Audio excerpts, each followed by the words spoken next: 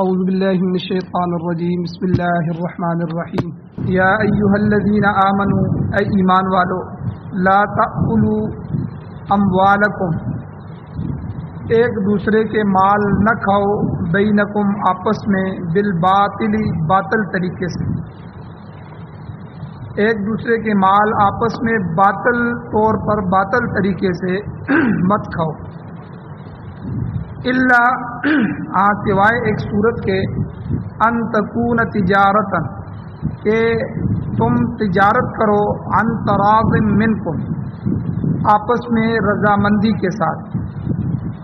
آپس میں راضی ہو کر رضامندی سے ریٹ طے کر کے آپس میں تجارت کر لو تجارت سے نفع کما لو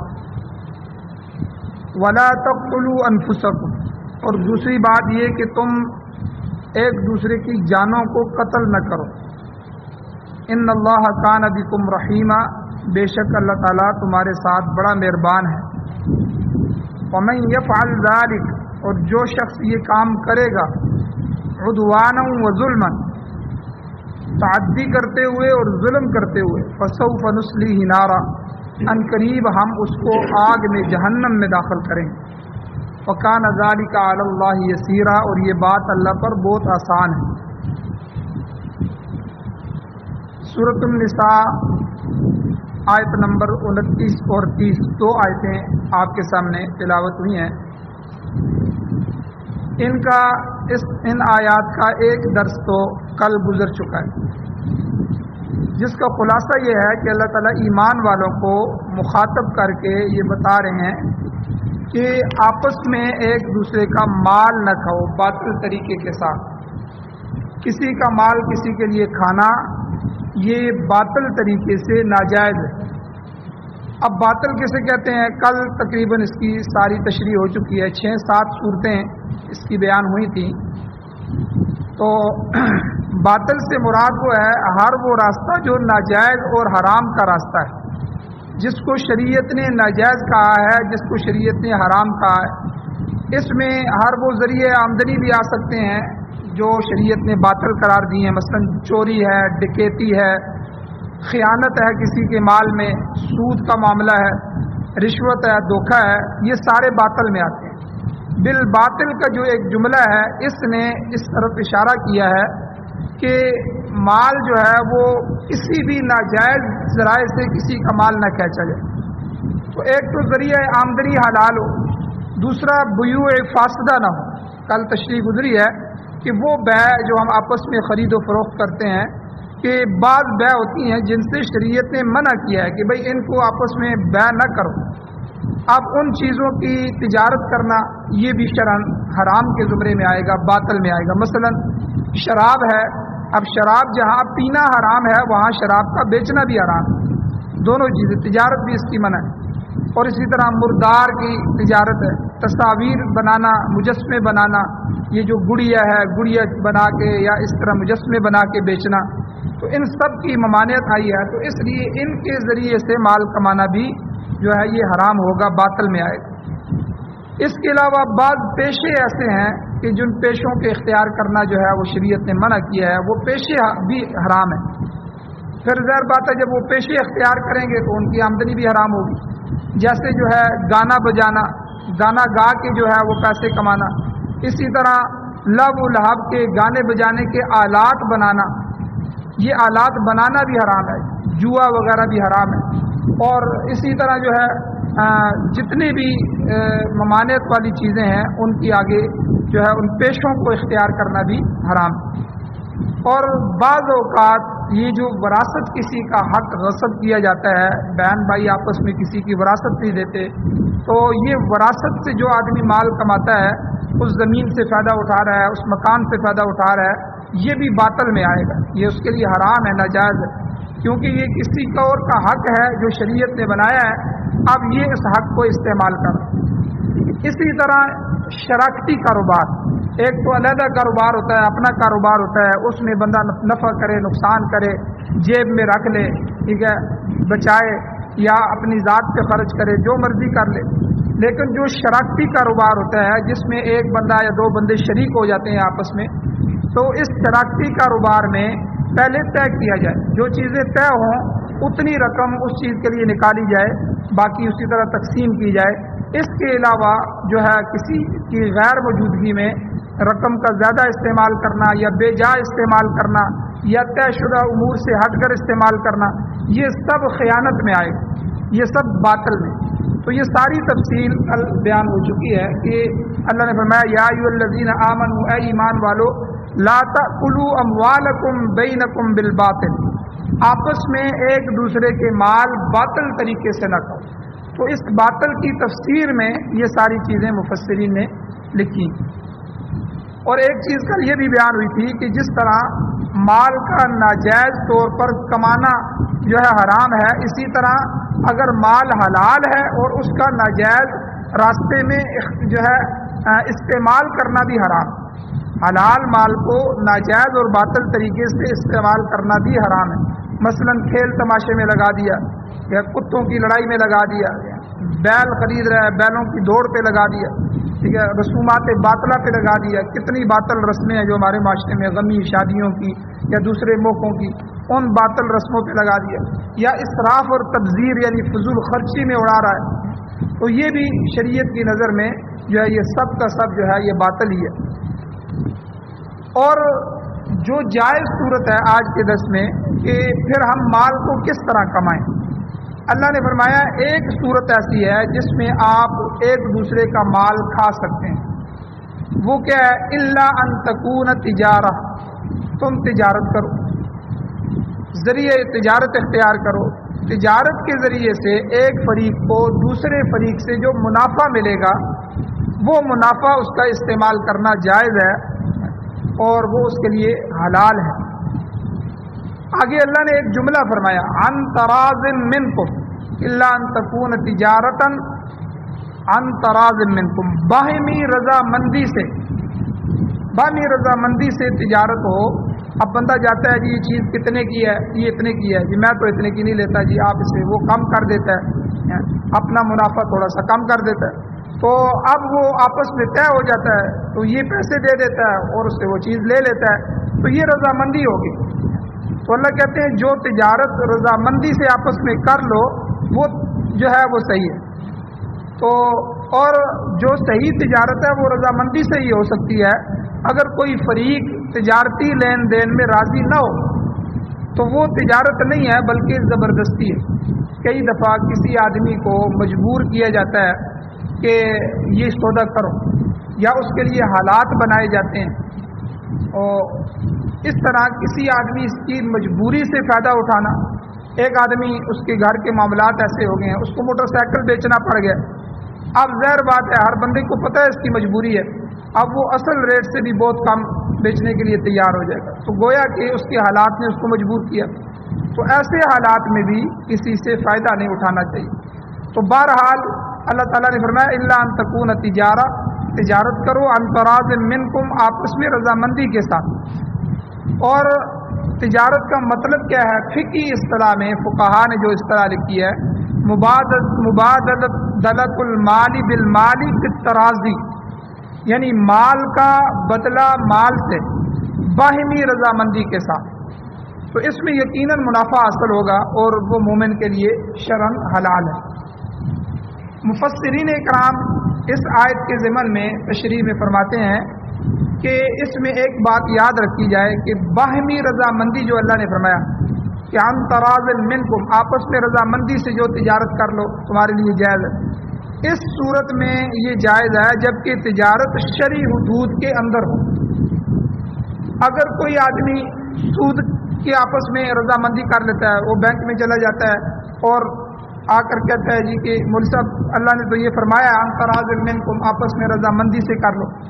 تو میں سود لینے پر راضی ہوں اور وہ دینے پر راضی ہوں، تو اس میں یاد رکھیں کہ یہاں تراض منہم نہیں ہے بلکہ جو تجارت شریعت نے طے کی ہے، جس طرح پیچھے پیشے بیان ہوئے ہیں، دوسری چیزیں بیان ہوئی ہیں، تو اس کے اندر رضامندی ضروری۔ تو جب تجارت شرعی حدود میں نہیں رہے گی تو اس میں رضامندی ضروری نہیں ہے، بلکہ اس میں تو شریعت نے اس کو پہلے سے ہی منع کر دی۔ تو اسی لیے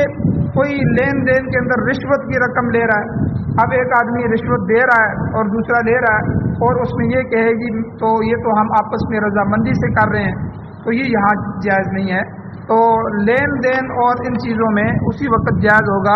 جو شریعت نے حلال قرار دی۔ تو جن چیزوں کو حرام قرار دیا ہے ان میں رضامندی کا کچھ اعتبار نہیں۔ البتہ تجارت میں منافع لینا جائز ہے، اور منافع کی حد شریعت نے مقرر نہیں کی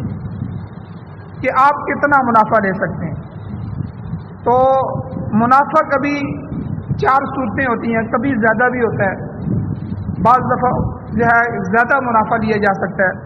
اور بعض دفعہ ایسا ہوتا ہے کہ منافع کم لیا جاتا ہے، اور کبھی برابر سرابر چیز بھی بیچنی پڑ جاتی ہے۔ کئی چیزیں ایسی ہوتی ہیں بندہ کہتے ہیں چلو یہ نکل جائے، تو جتنے میں آئی ہے اتنے میں دے دیتا ہے، برابر سرابر سودا ہوتا ہے۔ اور کبھی ایسا بھی ہو جاتا ہے کہ تجارت میں نقصان بھی پڑ جاتا ہے، اس چیز کو نکالنا ہوتا ہے، چلو بھائی کچھ پیسے آ جائیں اس کو نکالیں۔ تو یہ سب چاروں صورتیں تجارت میں ہوتی ہیں، اس لیے شریعت نے نفع کو منافع کو فکس نہیں کیا کہ آپ اتنے فیصد لے سکتے ہیں، اس سے زیادہ نہیں لے سکتے۔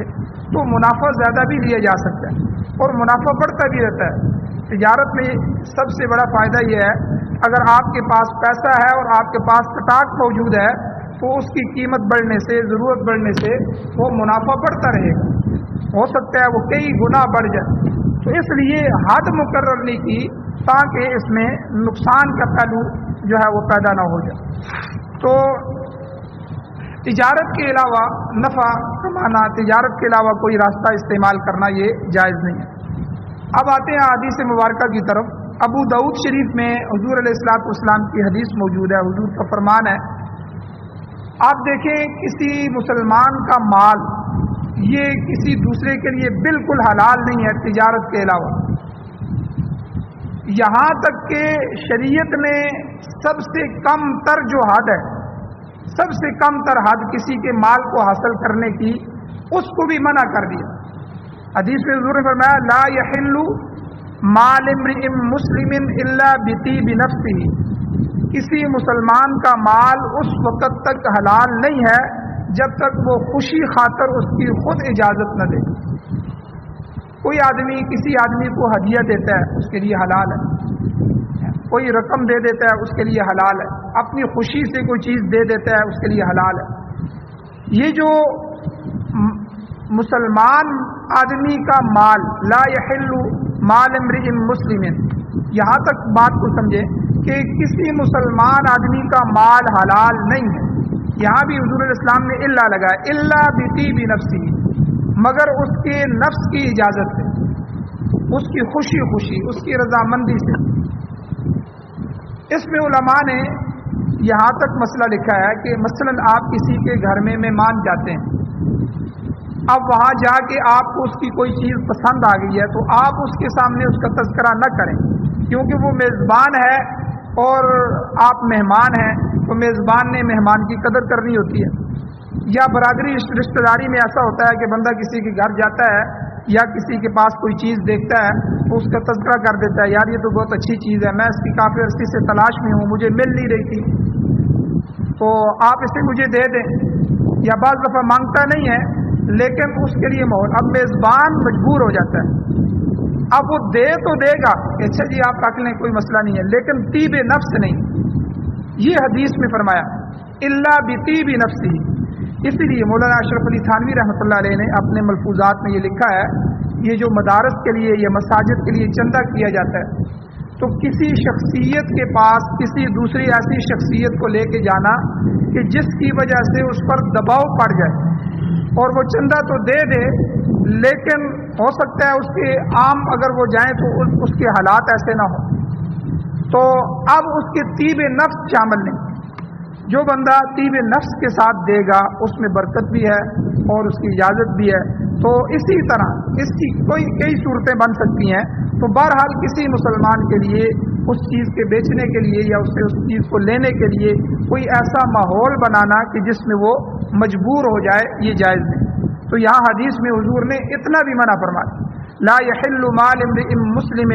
کسی مسلمان کا مال تمہارے لیے حلال نہیں ہے الا بطیب نفسہ،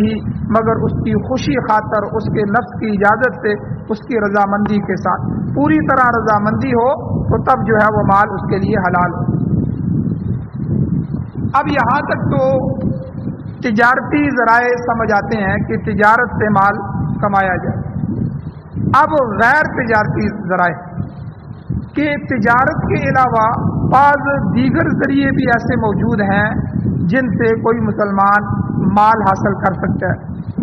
مثلا ان میں وراثت میں وصول ہونے والا مال ہے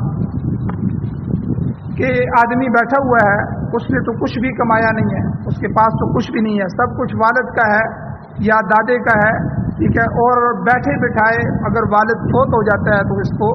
مال بھی مل جاتا ہے، مکان بھی مل جاتا ہے، جائیداد بھی مل جاتی ہے، یہ ایک یکدم مالک ہو جاتا ہے، یعنی مال آ گیا تو یہ مال شریعت نے حلال کرایا۔ یعنی تجارت تو ایک صورت پیچھے آیت میں ذکر کی ہے، یہاں مفسرین نے اس کی وضاحت میں یہ فرمایا ہے کہ خالی تجارت سے ہی منافع یا مال جائز نہیں ہے، بلکہ غیر تجارتی ذرائع بھی کچھ ایسے ہیں کہ جن کی وجہ سے بندے کے لیے مال کھانا یا مال کا وصول کر لینا یہ اس کا حق ہوتا ہے اور اس کے لیے جائز ہے، جس میں سے ایک وراثت ہے کہ بیٹھے بڑھائے مال مل گیا۔ اور اسی طرح دوسری صورت ہے کہ کوئی شخص کسی کو کوئی چیز ہبہ کر دے تو اس کے لیے وہ حلال ہوتا ہے، کوئی ہدیہ دے دیتا ہے، عطیہ دے دیتا ہے، وہ حلال ہوتا ہے۔ یا جب ہم صدقہ دیتے ہیں تو بھئی کس کو دیں، فلاں آدمی کو دیں، اپنے دل میں ہوتا ہے اس کو ضرورت ہے تو خاموشی کے ساتھ اس کو صدقہ دے دیتے ہیں۔ اب وہ صدقہ اس کا اپنا مال تو نہیں تھا، اب یہ رضامندی سے آ گیا ہے تو اب اس کے لیے یہ حلال ہو گیا، تو اب وہ اس مال میں تصرف کر سکتا ہے، اس مال کو خرچ کر سکتا ہے، اس مال کو آگے بیچ سکتا ہے، اس مال سے اپنی دوسری ضرورتیں پوری کر سکتا ہے، تو یہ اس کے لیے اب جائز ہے۔ اور سوال پیدا ہوتا ہے یہاں کہ آیت جو یہاں لکھی ہے اس میں صرف تجارت کا ذکر آیا ہے، باقی جو مال کے ذرائع ہیں ان کا ذکر کیوں نہیں آیا، ان کی کیا حیثیت ہو؟ اس کے جواب میں مفسرین کرام فرماتے ہیں کہ اگرچہ تجارت کے علاوہ مال کا حاصل کرنا یا اس کے دیگر ذرائع بھی موجود ہیں، مگر یہاں پر تجارت کا اس لیے ذکر کیا گیا ہے کہ مال کمانے کا سب سے بڑا جو ذریعہ ہے وہ مال تجارت ہی۔ دنیا میں جو ہے 80-85% لوگوں کو جو مال ملتا ہے وہ تجارت سے ہی ملتا ہے، تو اور بلکہ پوری دنیا میں کل مال جو تصرف کا 80% حصہ اسی تجارت سے حاصل ہوتا ہے، اور باقی جو 20% ہے وہ دیگر ذرائع ہوتے ہیں، کسی کو وراثت آ گئی، ہر بندے کی وراثت بھی نہیں ہوتی، اور جو ہے وہ اپنی مرضی سے کسی سے صدقہ بھی بندہ نہیں لے سکتا، تو اس لیے جو ہے یہ دوسرے جو ذرائع ہیں یہ کبھی کبھار ہوتے ہیں، اس لیے جو ذریعہ یعنی تجارت کا زیادہ استعمال ہوتا ہے اور دنیا میں اس کو بڑی اہمیت حاصل ہے، اور انسانی تمدن میں یہ سب سے بڑا ذریعہ مبادلہ ہے۔ تو تجارتی لین دین آپ دیکھیں مشرق سے لے کر مغرب تک، شمال سے جنوب تک جو ہے یہ ہوتا رہتا ہے، ایک ملک دوسرے ملکوں سے تجارت کرتے ہیں، ایک شہر کا مال دوسرے شہر میں جاتا ہے، ایک صوبے کے مال دوسرے صوبوں میں منتقل ہوتے ہیں، ٹھیک ہے، حتیٰ کہ ایک محلے اور علاقے کا سامان ایک دوسرے مقام پر تجارت کے لیے جاتا ہے، تو یہ سارے ذرائع ہوتے ہیں۔ تو غرض کے پوری دنیا کی جو ضروریات ہیں تو ضروریات زندگی وہ ایک خطے سے دوسرے خطے میں منتقل ہوتی رہتی، تو اس لیے آپ دیکھیں ہمارا پیاز ہے، ٹماٹر ہے، یہ کسی ملک سے آ رہا ہے، وہ کسی ملک سے آ رہے ہیں اور ہمارے معاملات چل رہے ہیں، اور اسی طرح یہ جن علاقوں میں سیلاب آ گیا ہے اب وہاں سے گندم وغیرہ پنجاب میں آتی ہے، اب سندھ کی گندم پہلے تیار ہوتی ہے، اب ہو سکتا ہے یہ حالات مزید مخدوش ہو جائیں، طرح طرح کے عذابات اللہ تعالیٰ کے ہمارے اوپر ہیں۔ تو بہرحال تجارت جو ہے یہ پوری دنیا میں، بلکہ آج دیکھیں تجارت کو پھیلانے کے لیے سی پیک جیسے منصوبے اور پتہ کیا کیا بنا رہے ہیں کہ تاکہ ملک قریب قریب ہو جائیں، ہمارے جو ہے وہ گاڑیاں رکے نہیں اور جو ہے دن رات تجارت ہو، تو یہ سب سے بڑا ذریعہ ہے حصول مال کا، اسی لیے اللہ تعالیٰ نے اس کو ذکر فرمایا اور فرمایا کہ باہمی رضامندی کی تجارت کے علاوہ آپس میں جتنا بھی طریقے ہیں ان سے مال نہ کھو، یہ باطل طریقے ہیں۔ اور ایک علماء نے یہاں بات یہ بھی لکھی ہے کہ یہاں اللہ تعالیٰ نے عقل کا لفظ استعمال کیا، عقل، لا تأکلوا، نہ کھاؤ، جس کا معنی کھانے کے ہوتے ہیں، یعنی باطل طریقے سے مال نہ کھاؤ. حالانکہ مال صرف کھایا نہیں جاتا بلکہ دیگر ضروریات کے لیے مال استعمال بھی ہوتا ہے. مطلب اس سے پہننے کے لیے چیزیں بھی لی جاتی ہیں، رہائش بھی بنائی جاتی ہیں، سواریاں جو ہے وغیرہ لی جاتی ہیں. تو کیا کھانے کے علاوہ دیگر امور میں باطل طریقے سے مال استعمال کیا جا سکتا ہے؟ تو اس اشکال کا جواب مفسرین نے یہ دیا ہے کہ ضروریات زندگی میں انسان کے لیے جس طرح وہاں تجارت اہم تھی، اللہ نے اسی کو ذکر کیا، باقی ذرائع اس کے ضمن میں آ گئے. تو یہاں کھانا سب سے بڑی اہم ضرورت ہے. عموماً مال جو ہے وہ کھانے کے لیے زیادہ تر استعمال ہوتا ہے. باقی ضروریات کو کسی مدت تک ملتوی بھی کیا جا سکتا ہے، مگر کھانا ایک ایسی چیز ہے. اب کپڑے نہیں ہیں تو بندہ سال بھر نہیں بھی لے سکتا، پرانوں پر بھی گزارا کر سکتا ہے. رہائش ٹوٹی پوٹی ہے تو اس میں بھی رہ سکتا ہے، کئی سال تک گزارا کر سکتا ہے. لیکن کھانا ایک کبھی ایسی ضرورت ہے کہ ایک وقت سے زیادہ انسان بھوک کو برداشت بھی نہیں کر سکتا، اور اس لیے کھانا انسانی زندگی کا انحصار کھانے پر ہے. تو اس لیے اس لفظ کو یہاں استعمال کیا. شیخ سعدی رحمۃ اللہ علیہ بھی گلستان بوستان ان کی کتاب ہے، بڑی زبردست کتاب ہے، اور اس میں بنیادی ہمارے مدارس میں پڑھائی جاتی ہے. اس میں بڑے عجیب واقعات ہیں. تو اس میں شیخ سعدی فرماتے ہیں کہ انسان تکیے کے بغیر بھی سو سکتا ہے، بیوی کے بغیر بھی گزارا کر سکتا ہے، اگر شادی نہیں ہوئی تو گزارا کر سکتا ہے، پھول اور خوشبو کے بغیر بھی گزر و قاصر ہو سکتے ہیں، مگر پیٹ ایسا ظالم ہے کہ جب تک اس میں کوئی چیز داخل نہ کریں گزارا نہیں ہوتا. اسی لیے کہتے ہیں کہ دنیا پیٹ پر چلتی ہے، پیٹ کی خاطر انسان طرح طرح کے دندے کرتا ہے. تو لہٰذا یہاں پر کھانے کا ذکر جو ہے وہ زندگی کی اہم ترین ضرورت ہونے کی وجہ سے کیا گیا ہے. اسی طرح سود کو حرام کرتے وقت بھی اللہ نے یہی فرمایا تھا، لا تأکلوا الربا، سود نہ کھاؤ. حالانکہ سود کا پیسہ کسی جگہ بھی استعمال کرنا جائز نہیں ہے، تو لیکن وہاں بھی چونکہ کھانے کی طرف زیادہ اشارہ ہے، تو حالانکہ جو ہے دوسری چیزیں بھی تھیں. تو مقصد یہی ہے کہ کھانے میں استعمال کی ہر چیز جو ہے وہ شامل ہو جاتی ہے. تو بہرحال اس میں کچھ مسائل اور بھی ہیں، انشاءاللہ کل کے درس میں بیان کیے جائیں گے. اللہ تعالیٰ سے دعا ہے اللہ ہمیں عمل کی توفیق عطا فرمائے. آمین. الحمدللہ رب العالمین والعاقبۃ للمتقین والصلاۃ والسلام علی رسولہ النبی الامی الکریم. یا اللہ ہماری کمیوں کو تائیوں کو معاف فرمائیے، درگزر فرمائیے، صغیرہ کبیرہ گناہوں کو معاف فرمائیے. یا اللہ قرآن و سنت کو سننے، سمجھنے، عمل کرنے، اس کی اشاعت کرنے کی توفیق عطا فرمائیے، اس کا غلبہ نصیب فرمائیے. پاکستان سمیت پوری دنیا میں امارت اسلامیہ شریعہ خلافت راشدہ کا نظام نصیب فرمائیے. یا اللہ قرآن و سنت کو بطور آئین، بطور دستور، بطور ضابطۂ حیات ہمیں نصیب فرمائیے. جو بیمار ہیں ان کو شفا عطا فرمائیے، جو پریشان حال ہیں ان کی پریشانیوں کو ختم فرمائیے. یا اللہ جو ایمان کی حالت سے اس دنیا سے جا چکے ہیں یا اللہ ہم سب کی بخشش فرمائیے. یا اللہ ہماری دعاؤں کو محض اپنے فضل و کرم سے قبول فرمائیے. صلی اللہ تعالی علی خیر خلقہ محمد و آلہ و صحبہ اجمعین برحمتک یا